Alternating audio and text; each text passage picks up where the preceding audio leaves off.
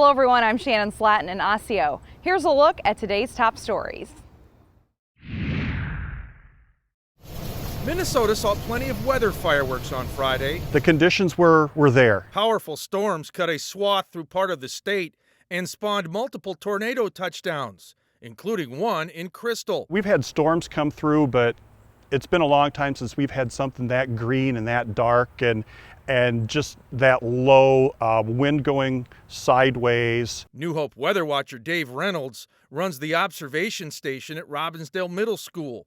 Recordings there showed that a half inch of rain fell in about an hour, and there was a temperature swing of 18 degrees. You could look at the trees kind of rocking back and forth, and you knew that's not a normal straight wind. You know that there's some swirl in there. So it was really a crazy day. Melanie METZ of Champlin is a storm chaser who is also known as a twister sister. I would almost call it like a mini tornado outbreak. She followed the turbulent weather all day and night, including the Crystal tornado. It actually was rated an EF0 tornado with wind speeds up to 75 miles per hour, and it was on the ground for only about 0.4 miles.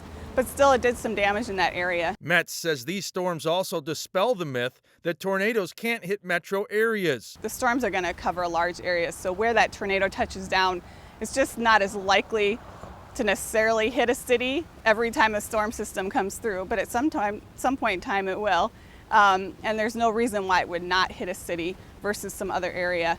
The hail, the rain, the wind, and the funnel clouds made it a memorable event for storm chasers. But they are also concerned about getting critical information to the public. We do take time to call in reports to the National Weather Service and let them know if we're seeing a funnel or rotation on the storms so that they can issue those warnings. Now, experts want people to know they should not rely on social media or streaming for their warning information. They won't get any. Make sure you have a weather radio or alerts sent to your phone. I'm Eric Nelson, CCX News.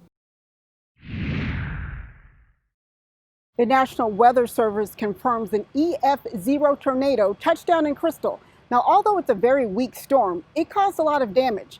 Now, city crews and residents are cleaning up after Mother Nature's mess.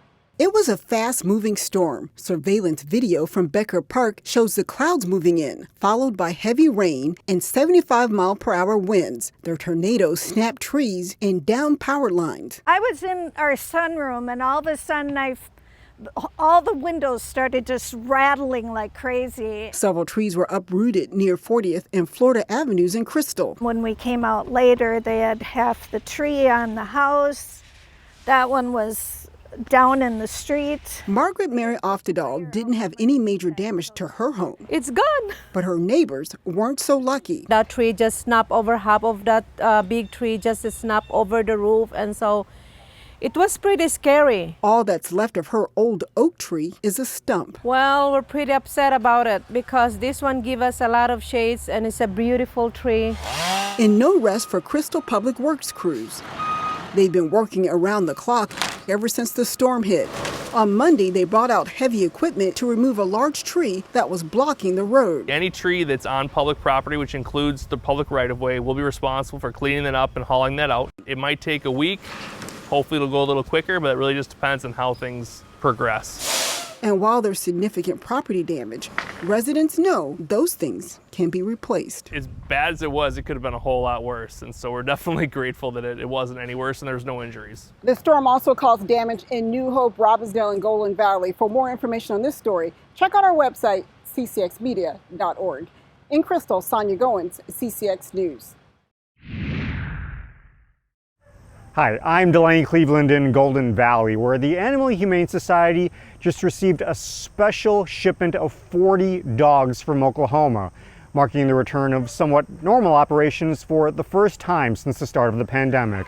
So we got a mix of breeds. We've got some puppies, we've got some adult dogs. Generally speaking, the way that transport works in our country is we've got certain parts of the country that have a lot of dogs, and those are the places that have shelters that have a harder time managing the amount of dogs we have. Monday morning, the Animal Humane Society received its first animal transport since the end of March. Of the 40 dogs in this group, more than half of them are puppies. The organization had to suspend its animal transport program due to COVID-19. But after months of revisiting policies and procedures with shelter partners in the South, they were able to come up with a safe way to handle transport for both people and animals. People looking to adopt have had relatively slim pickings since adoptions resumed back in May. But officials here are hopeful that the revival of the animal transport program will help reverse that trend. We're hoping that this is the beginning of ramping back up to where we used to be, keeping COVID in mind, trying to be safe about how we do all this. These dogs will now get their wellness checks, their behavioral checks. They'll be spayed and neutered, and then they'll be available for adoption at some point in the next few days. Anyone wanting more information is asked to check out the Animal Humane Society website. In Golden Valley, DELANE, Cleveland, CCX News.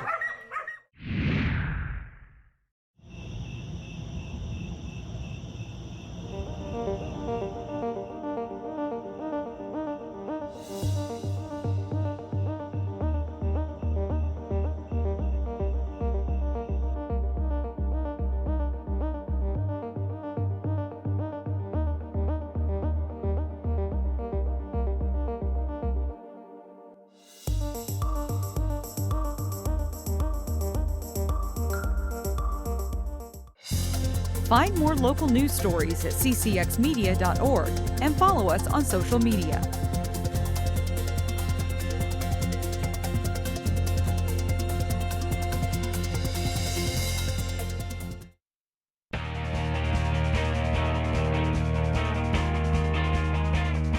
The Robbinsdale School District chose a Distance Learning Plus model for the start of the school year due to the COVID-19 pandemic. How does that affect fall sports? Jay Wilcox has the story. While volleyball and football will have to wait, it is game on for most fall sports in the area. That includes for athletes at schools like Cooper and Armstrong in the Robbinsdale district that choose distance learning models. When you choose distance learning, which our district thought was our best decision to start out in, when you're choosing distance learning, you may have all of your regular sports or fall sports that are allowed. If you were mandated distance learning, that would be the difference where you wouldn't be allowed to have those fall sports then. For Cooper Activities Director John Oelfke and others in the northwest suburbs, schedules are being redrawn with shorter seasons for the fall sports that are being played. The number of games were cut down a little bit. Primarily that was done to, only have 2 games a week, that kind of thing, not load up 3 or 4 during the week, so not as much contact. A little less chance of exposing someone. Metro West Conference chose conference play, so yes, almost a complete redraw of every single season that we're having. With kids not being physically in school, getting to and from practice and games could be an issue. We're going to try right now to run our activity buses, so we would try and bus you into practice and home. At the end of practice, we have had activity buses busing kids home in the past. So we'll definitely have activity buses busing home. We're working on that route in. For now, fans won't be allowed at swim meets, and a limit of 250 people will be the rule at stadium events like soccer. Jay Wilcox, CCX Sports. Thanks, Jay. Time again for our weekly CCX fishing tip. Here's Terry Tuma. Last week we talked about weed walleyes, why, where. Now let's talk about how to catch those weed walleyes.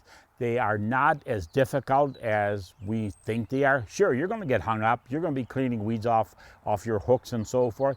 But a couple of ways of catching these weed walleyes, of course, are going to be, and I call it pop jigging. It's taking, generally speaking, an 1/8 of an ounce or a 32nd ounce jig. And yes, you can tip it with leeches and so forth, but I really prefer any type of a plastic, like a jigging grub, if you will. Some of the power minnows also are going to be extremely productive. You cast in some of those pockets and you pop your rod tip up, drop it back down. Keep doing that, not only to the edge of the weeds, but all the way up to the boat. many times once you pull that walleye out of the weeds, you start to raise that jig up, the walleye is going to hit. That's one way of catching these weed walleyes. Another, of course, is running your crankbait through those weeds.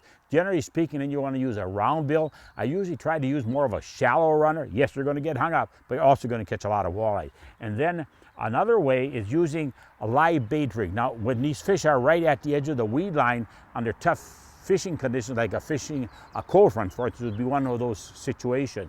Then you'd want to use a shorter snell live bait rig, tie your own, generally speaking about 24 inches to 36 inches. And here I use a bullet sinker that we use for Texas rigging worms. And this is going to slide through the, shall we say, the grass, the edge of the weeds, much easier than getting hung up, getting snagged. And then if you are able to use weedless hooks, it's going to be a big, big plus factor.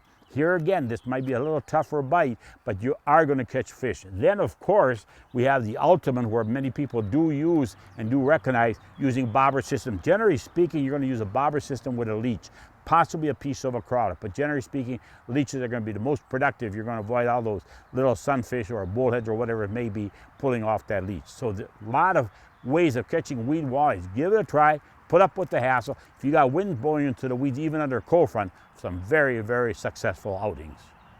And you can see all of Terry's tips posted on our website at ccxmedia.org. That's all for sports. I'm John Jacobson.